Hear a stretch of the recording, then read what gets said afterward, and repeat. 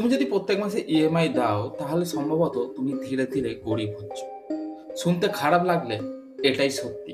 এখনকার দিনে বেশিরভাগ মানুষ ইএমআই দিয়ে নিজের ভবিষ্যৎটাকে বিক্রি করে দিচ্ছে। আর এই ভিডিওটা স্ক্রিপ্ট করার আগে নিজেকে একবার প্রশ্ন করো, তুমি ইএমআই কে ব্যবহার করছো নাকি ইএমআই তোমাকে ব্যবহার করছে? আর আজকের এই ভিডিওতে আমরা জানবো ইএমআই আসলে তোমার একটা বন্ধু নাকি তোমার একটা ফাইন্যান্সিয়াল ট্র্যাপ। কারণ আজকাল মানুষ মোবাইল, গাড়ি, টিভি, ফ্রিজ, ঘর, এমনকি ছুটির ট্রিপ পর্যন্ত ইএমআইতে কিনছে।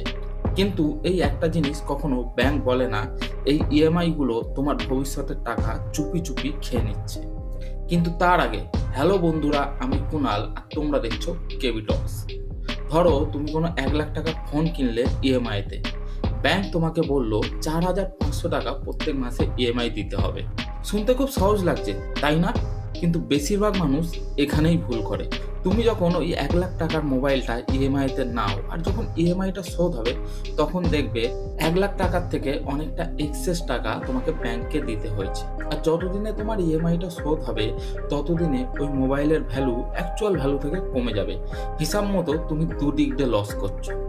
প্রথম, তুমি জিনিসটা কেনার জন্য এক্সেস দাম দিচ্ছ, আর যখন জিনিসটা তুমি অ্যাকচুয়াল পাচ্ছ নিজের হিসাবে, তখন তার অ্যাকচুয়াল প্রাইসের থেকে তার ভ্যালু কমে যায়।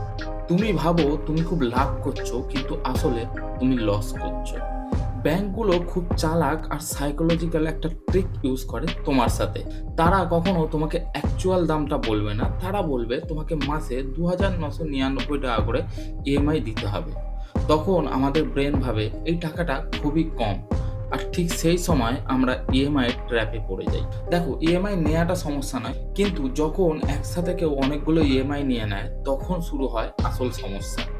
Phone EMI, bike EMI, credit card EMI, personal loan, শেষে দেখা যায় তার বেতনের 50 থেকে 60% শুধু ইএমআইতেই চলে যাচ্ছে।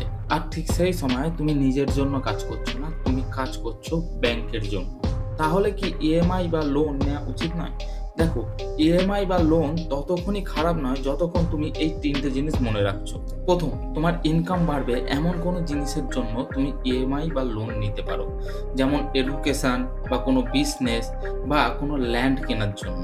দ্বিতীয়, যে কোনো টাইপের লাক্সারি জিনিস কখনো ইএমআইতে কিনবে না, যেমন মোবাইল হয়ে গেল, বাইক হয়ে গেল, টিভি, ফ্রিজ, এসি, সবসময় চেষ্টা করবে এইগুলো ক্যাশে নেওয়ার। 3 নম্বর, তোমার সব ইএমআই মিলিয়ে যেন তোমার ইনকামের 25%-এর বেশি না হয়। এই 3টে জিনিস যদি তুমি মনে রাখো তাহলে তুমি কখনো ইএমআই ট্র্যাপে পড়বে না।